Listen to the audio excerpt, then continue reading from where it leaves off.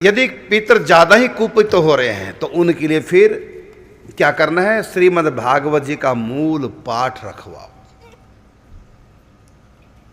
और कई बार ऐसा होता है पितर विशेष कष्ट पाते हैं, तो ऐसी स्थिति में पितरों के लिए मूल पाठ। और कई बार होता कि पितरलोक में है ही नहीं, भूत प्रेत योनि में चले गए, वो तो तबाही मचा देते हैं। फिर यदि क्रोध कर जाए तो उनके लिए भी भागवत जी का मूल पाठ संस्कृत में किसी अच्छे विद्वान ब्राह्मण से जो शुद्ध उच्चारण करे।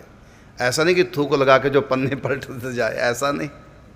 एकदम कर्मकांडी पढ़ा लिखा विद्वान ब्राह्मण हो, उस ब्राह्मण को दान दक्षिणा से संतुष्ट करो, वस्त्र भोजन से विश्राम से संतुष्ट करो।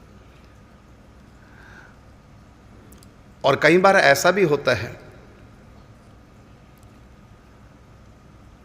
यदि आप मूल पाठ अपने पितरों के लिए रखवा रहे हैं तो जिस कारण से उनका जन्म नहीं हो पा रहा है, ऐसा संयोग नहीं बन पा रहा है, सुख दुख का उनका जहाँ पूरा विधान भुगतान हो कर्मों के अनुसार, ऐसा संयोग नहीं बन पा रहा है, इसलिए उनका जन्म नहीं हो रहा है, उनको और वेट करनी पड़ रही है। यदि उनके नाम से भागवत जी का मूल पाठ रखवा दिया जाए तो उनका अधिक पुण्य होने से, भागवत जी के पाठ से, तो भगवान जो कर्म नियंता है वो उनका जल्दी जन्म दे देते हैं, उनके प्रारब्ध को आगे पीछे कर देते हैं जल्दी से संयोग बनाने के लिए, क्योंकि उनके लिए भागवत जी का मूल पाठ हो चुका है।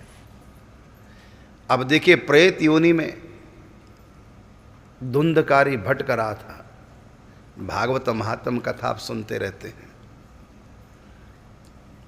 उनके लिए भागवत जी की कथा हुई और उनका उद्धार हो गया। ये नया प्रारब्ध बना देती है भागवत, और प्रारब्ध को परिवर्तन कर देती है।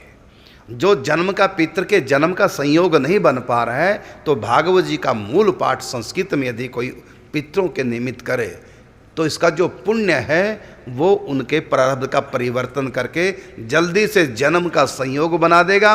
और सबसे ऊंची बात तो यह है, भागवत जी का मूल पाठ जो पितर के नाम से रखा गया, उस पितर का जब भी जन्म होगा मृत्युलोक में मनुष्य का, तो वो होगा वैष्णव के घर में,